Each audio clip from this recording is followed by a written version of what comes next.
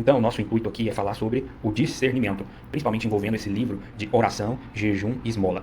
E saber que o discernimento ele é fundamental na espiritualidade cristã. E ele é a guardião de todas as virtudes. Por que isso acontece? Porque sem o discernimento a gente vai acabar se perdendo por excesso ou pela falta dele.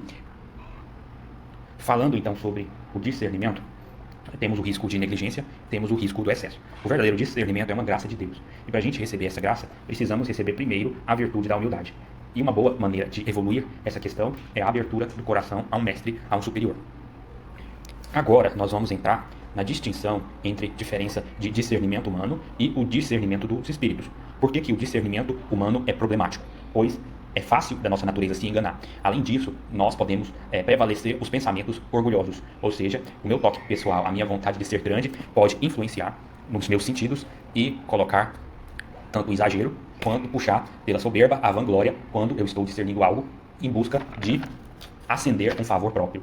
Ou seja, me autopromover através dos meus pensamentos. E temos o discernimento dos espíritos, que é chamado de olho da alma, certo? Que é o discernimento de Deus, que vem dos espíritos, dos anjos, onde a gente consegue distinguir três formas de pensamento entre Deus, o demônio e a natureza humana, certo? Então a gente começa a discernir sobre o mundo espiritual, o que é a influência de Deus, que vem dos anjos, que é santo, o que é induzido pelo demônio, que também está influenciando diretamente no discernimento espiritual, e o que é próprio da minha natureza, que vem próprio de mim e dos meus pensamentos. João Cassiano diz que a gente pode tender para a direita ou pode tender para a esquerda. O católico pode ir para a parte da presunção em achar que está salvo, um fervor demasiado e exagerado, ou pode tender para a tibieza, para os vícios e para o caminho de Martinho Lutero, que é a heresia, não reconhecer a verdade e se não tiver discernimento adequado. Ele ensina uma técnica de moeda do cambista, que é a técnica do cambista, para a gente moderar os nossos pensamentos, para identificar o que é útil, o que é verdadeiro.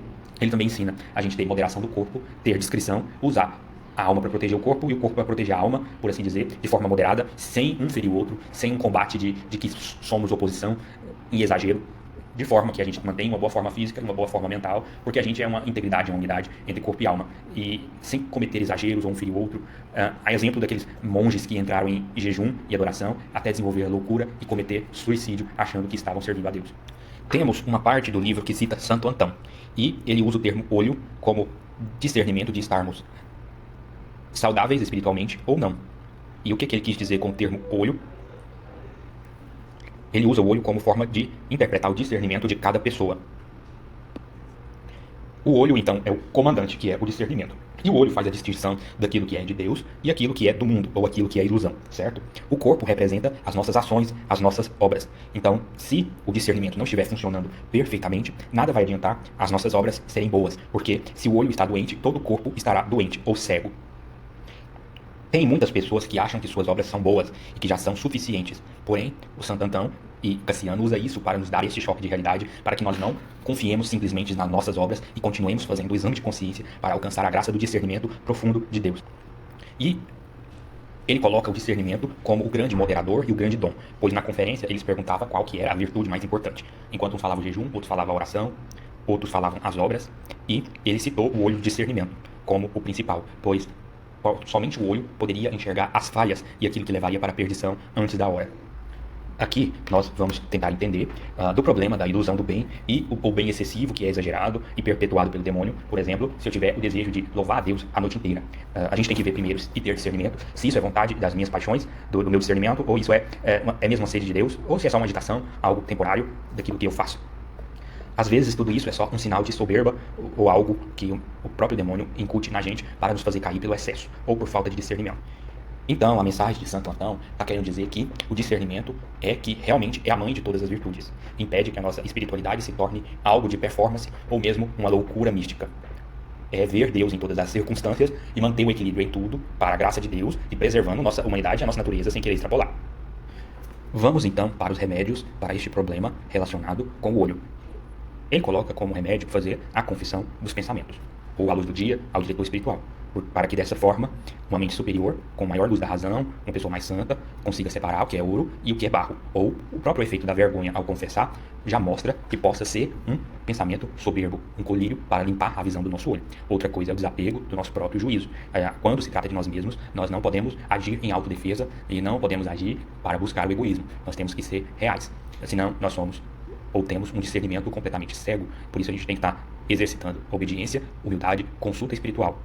A gente então vai deixar de ver o que a gente quer ver e passar a ver o que precisa ser visto e conseguir realmente uma decisão, uma mudança de vida drástica ou não, mas alguma regra, um conselho que seja justo para aquilo que nós estamos praticando. Temos também a quietude, que é a purificação das emoções, pois todas as emoções influenciam diretamente no nosso discernimento. Por isso, pessoas muito tristes, pessoas muito iradas, pessoas muito agitadas vão ter grande dificuldade em encontrar o acesso à vida interior e principalmente encontrar o discernimento aos olhos de Deus, que é a pureza do coração. Se nós agimos por impulso, se nós agimos por emoções, impurezas, euforia, é sinal de que o nosso olho está muito embaçado e a gente precisa ou purificar ou esperar essas emoções abaixarem para poder discernir o que realmente é do Espírito e entender o silêncio e a paz que é necessário para alcançar uma realidade nobre e o que Deus quer para nós.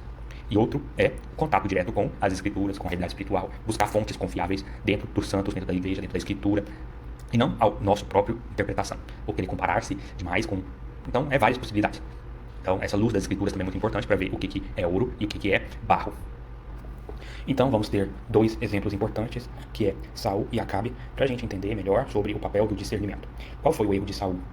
Saul, ele quis ser mais inteligente que o profeta e quis ser mais piedoso que Deus. A ordem dada era que ele acabasse com aquela terra em Emelec. Porém, ele poupou o rei e poupou parte do gado para um pretexto de fazer um sacrifício para o Senhor. Essa falta de discernimento retrata uma falta de obediência. Ele quis aparecer em meio àquele sacrifício, pois o olho dele estava focado na glória do ritual e não na vontade de Deus que lhe ordenou. Por isso, Saul caiu por falta de discernimento, ele perdeu o Espírito Santo e também perdeu o reino de Israel.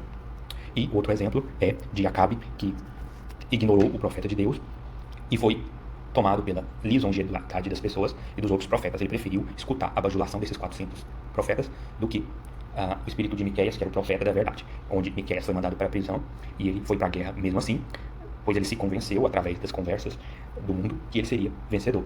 E foi tomado pelo ruído do mundo, porque ele se autogloriou e ele mesmo se enganou nos seus desejos e no seu coração. E acabou esquecendo do discernimento para discernir o que realmente era verdade e o que não é. E acabou morrendo naquela batalha, naquela ilusão disfarçada de profecia. Então, a magnitude do estrago, a magnitude do desastre é proporcional à falta de discernimento da pessoa. E se for um líder, ainda é muito maior e mais perigoso. Então, rei Saul quis ser autossuficiente e Acabe quis silenciar o profeta Miqueias por acreditar apenas no seu próprio juízo. Saul caiu no desespero final, onde ele ficou completamente cego e por falta de luz foi consultar um necromante e morreu depois. Sobre Acabe, temos nele uma figura de uma pessoa que vive entre dois mundos, que é a alma vacilante, que tem o olho míope, embaçado. E Jezabel, ela é a figura demoníaca que vem para confundir e criar ruído, atrapalhar a verdade de entrar no seu coração. Por influência política, por poder do mundo, pela espiritualidade fora da regra. E foi isso que foi derrubando Acabe aos poucos e afastando ele de Deus e colocando Israel em maus lençóis. Até porque a religião dela era oposta à religião do Estado de Israel, onde ela seguia Baal e Aserá. E ela trouxe esse monte de lixo que são esses sacerdotes ou profetas que apenas falavam o que o coração queria escutar. Então, Jezabel foi trazendo todo esse ambiente de barulho espiritual para ofuscar a verdade e trazendo coisas que só agradavam o coração. Então, a Jezabel representa bem as distrações, as influências externas, os poderes do mundo, as falsas verdades, a ciência, tudo que vem para nos afastar do caminho real. E uma marca dela era a maquiagem. Por mais que Acabe fosse o rei, o coração dele era governado por essa mulher. Então, quem estava exercendo o poder e confundindo os sentidos dele era a Jezabel.